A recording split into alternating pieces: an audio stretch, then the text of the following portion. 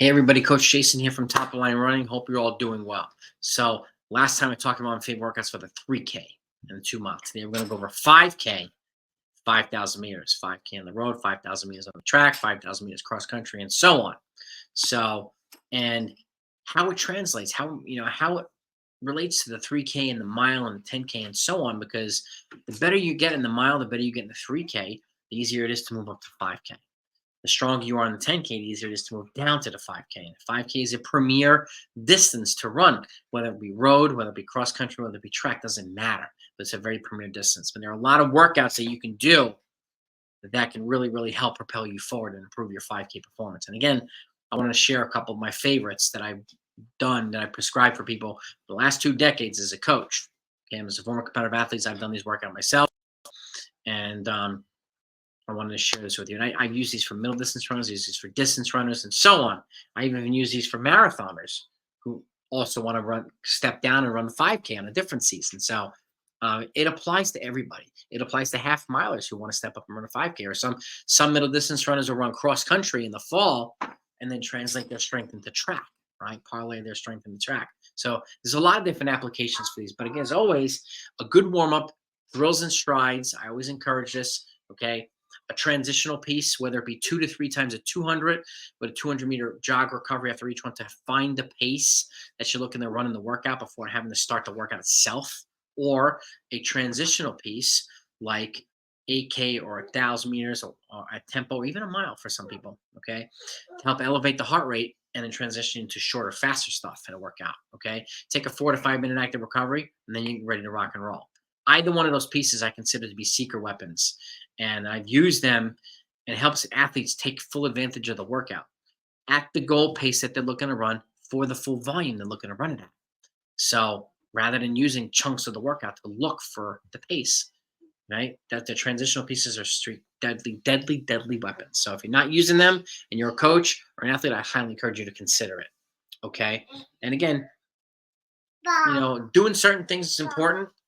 Okay, why to do it is important, when to do it is important, how often to do it is important. So this is where a well-balanced training approach is so critical as well if you're training for middle distances and the distances. And again, the more versatile you are, the more dangerous you're going to be on the track or wherever you're racing. So with that said, let's get to some workouts, okay? Number 1, 1,000-meter threshold reps, okay? And before I go any further, if you're going to look any videos on this channel, okay. By the way, if you're not subscribed, you're an athlete or coach, please subscribe to the channel. Okay. It gives you direct access to my 500 plus videos. It also gives you access to me when I go live. You'll know when I go live. You can ask me anything you want. My email address, personal email address, blackbeltrunningcoach@gmail.com. I give them out on my YouTube channel. Okay. Nowhere else. So that if you are a coach or an athlete, you're looking for more, you have more questions. I advise a lot of coaches, high school and college level. I advise athletes who are looking to run faster. People just need guidance. So I want to make myself accessible to everybody. So that's why I give my email address. Okay. And if you have questions, I'm the one who can is best suited to answer them, since I've done all these videos myself. So, but with that said, let's get back to this. Okay. Workout 6 times 1,000 at threshold pace. And if you're going to look at any one of my videos, take a look at a 1 mile time trial, okay, and what your capabilities are for 3K and 5K, as well as 800 and 400 based on that. And the other thing is, the other video I encourage you to look at is how to set up your training paces based on what you run for the 1 mile time trial. The reason why I'm mentioning it now is because you'll know exactly what the threshold pace reps are based on what you run for the 1 mile. And I've calculated everything in advance. So I've done all the work for you. So early season, 6 times 1,000 at threshold pace with a 1 minute recovery, and you finish up with one fast 400-meter effort. Okay, this allows you to go over distance without taxing the body, and the finishing fast to simulate not having to necessarily wait for the last 50 or 100 or 150 meters, kicking from further out.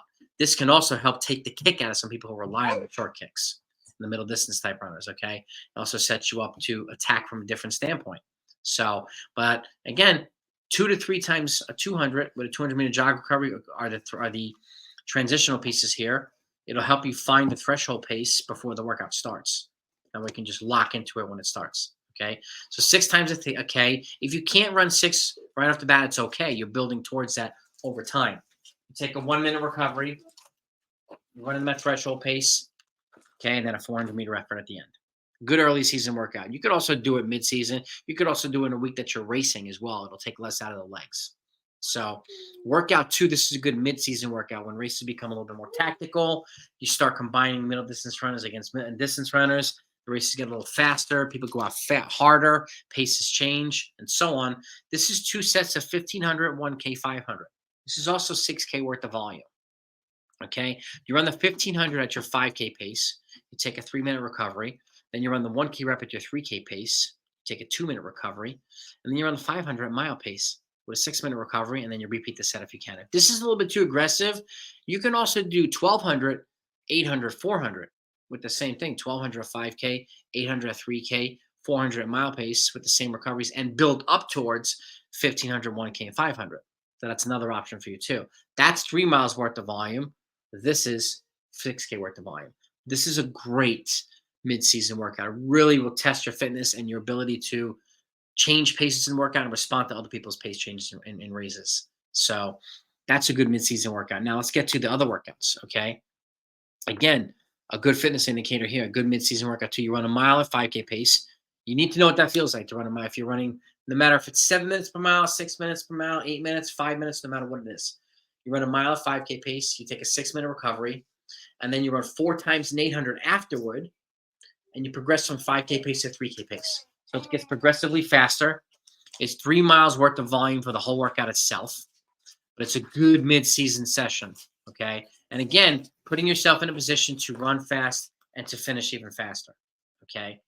And then my last workout, workout 4, this is about 2 weeks out from your goal race. You need to know what it feels like to go through 5K at your goal 5K pace and continue to go on, okay? So you're going to run a 3K at 5K pace, 8-minute recovery. Then you finish up with 4 times a 500 with a 90-second recovery, and you progress down to 3K pace for those, okay? This puts you in a position to finish stronger after that long block of 3K running a 5K pace. The whole workout volume, 5K right there. 2 weeks out from your goal 5K race is a good time to do it. It'll give you a really good idea of how ready you are for the race that you're looking to run, no matter what pace it is. So I wanted to share those workouts with you today. And again, how you plug them into your training, take a look at my 5K videos.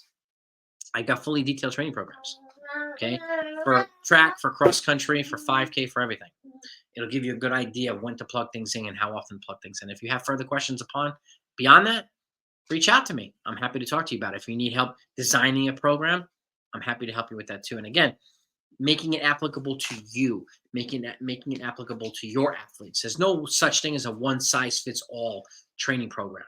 And speaking from a experience as a coach, you know, that should be easy to acknowledge and admit. And it's not always for some, but it's true. There's no such thing as a one-size-fits-all program. You have to make it individualized to a degree for the athletes that you're coaching or for you. You know your athletes better than I do. You know yourself better than I do. So I wanted to plug that in. That's an important part of it. Consider it a disclaimer or whatever it might be. That's an important part of the training that needs to be discussed, needs to be talked about or factored in. So with that said, that's what I got for you. Next up is going to be my favorite workouts for 10K. So have a great day, everybody. Have a great rest of the season. I'll talk to you all next time.